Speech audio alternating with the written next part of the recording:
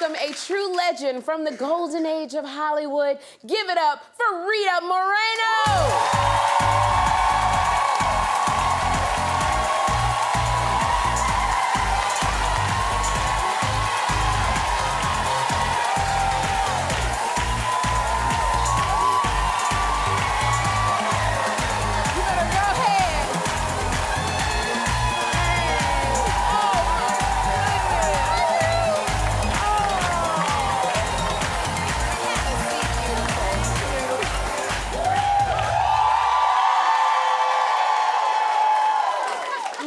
God, you never stop dancing. You know what? I think I just peed myself. You did? Well, this is a place. That was pretty exciting. Okay? If you want to do it, this is a place to do it, Rita. I'm telling you. Let me tell you something. It's no fun if I have permission. Oh, then it's not the same. It's not the element of surprise Exactly. is what makes it better, huh? I got to do it on my own. Okay. Let me tell you something. I am looking at you at 92 years of age. You are one sexy. Oh my gosh. When I look at you, you are goals to me. 92 to be working and doing what you love. But isn't that great? It's amazing. Yeah. It's so wonderful. So you say that you feel like you are in your prime right now. Well, you know, I've been in my prime for a very long time. Yeah. Yes. I didn't have to wait for 92. Okay, I'm looking at you. Oh, there's like, Morgan. Oh, look at this. Gosh. You were on the Electric Company. Clap if you remember the Electric Company. Just like the Electric. Look at me, I was about to start doing it. Okay. And when you had your Oscar and just holding up and West Side Story. Like, but you know, isn't it astonishing to you? I mean, it is to me, that we did another West Side Story. Yes. And then Ariana. Yes. Ariana wins the Oscar playing the same role I won the Oscar for. I remember that, absolutely. It's crazy. And she's had a great career, too. I love talking about her because I think she's super. We do love her, and Yeah. we love you, and to be in those footsteps of what you had done. But it's just like as I watch you and I look at these pictures, you have maintained your sexiness through your entire career. That whole energy, passion, sultriness. Look, I mean, and you got a sultry gig. I know. Just brush it off. You got a little sultry gig coming at NYC's Carnegie Hall, huh? Yeah, I'm gonna do. There's a wonderful group called Pink Martini. Have you heard of Pink? Anyway, it's an orchestra, and they always have fabulous singers.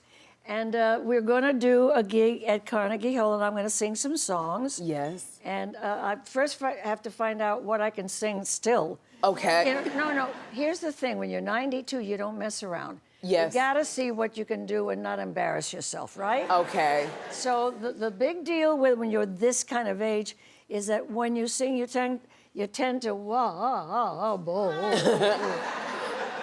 So what you gonna sing? You don't want to sing like that. Okay, no.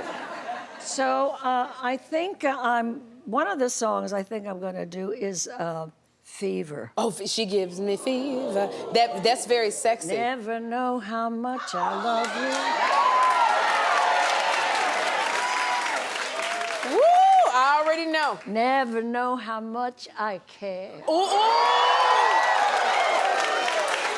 Read. Okay, like, are they gonna have are you singing with the pianist accompanying you? Yeah, and I'm gonna sit on that piano and writhe all over the place. This is what I love. No, but This is what I love. it's always when I was doing a concert show all the time. I'm not doing it anymore. I used to do that number, and I get on top of the piano and do all kinds of, stuff like that. And the fun of it was the end, which I wrote, and I just thought it was so funny. I wrote this. I get on the piano at the very end, and I say, oh my God, I am so hot. Anybody, call 911. I love it. That is brilliant. And you know what? I just think sex can be very funny. Yes, it can be. It's funny because we're so desperate for it. Well, you know, speaking of being desperate for it, because when you're talking about fever. Oh my God, where are you going with that? Yeah, I'm about to tell you. Because when I think of fever, like, you know let me tell you who gives me the fever. Lenny Kravitz. Lenny Kravitz gives me the fever. So, like, every time I look at him, I get the fever. Like, so Rita, is there any celebrity that gives you the fever? Brad Pitt. Brad Pitt. Brad Pitt gives you the fever. And there's one more. Who else? Relax.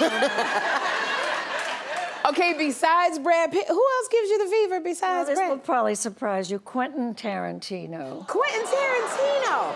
Now that's interesting. Brad Pitt and Quentin Tarantino. Why does Quentin Tarantino give you the fever? One for loving and one for talking about movies. Okay. So Quentin, he's the quintessential conversationalist. Oh, well, you know, he talks movies and I adore movies. Wait. Wow, I look nice. You do. You look so good.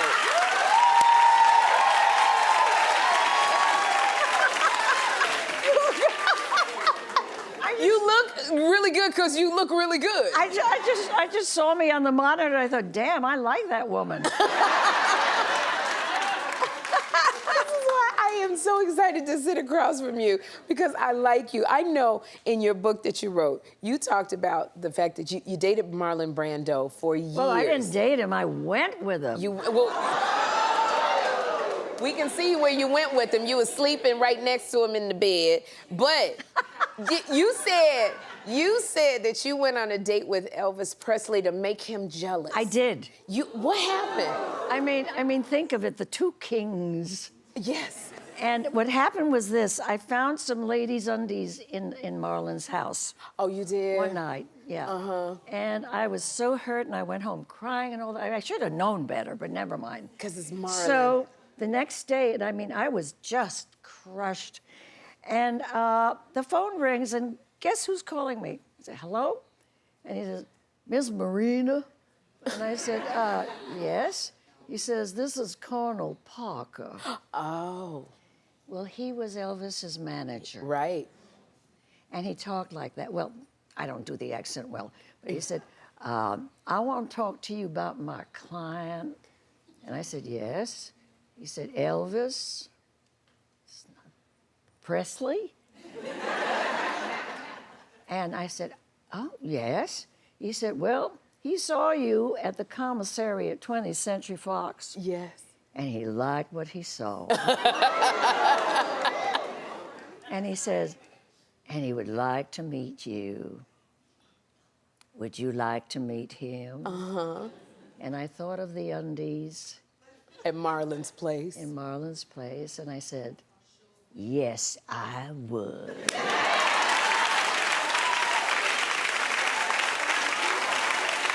Now, when you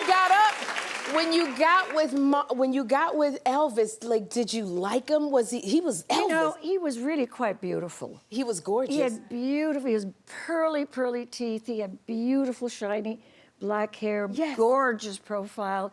But it turned out after someone like Marlon, he was he was just a country boy. Oh, really? Yeah, so I know everybody hates when I say that. But he was, for me, that was... Yeah, coming from Marlon. It was boring. Oh, man. So, coming from Marlon Brando. Yeah, from Marlon Brando, who was, you know, such a fiery guy. Yes. So that lasted like maybe just a few times. Anyway, on that very first day...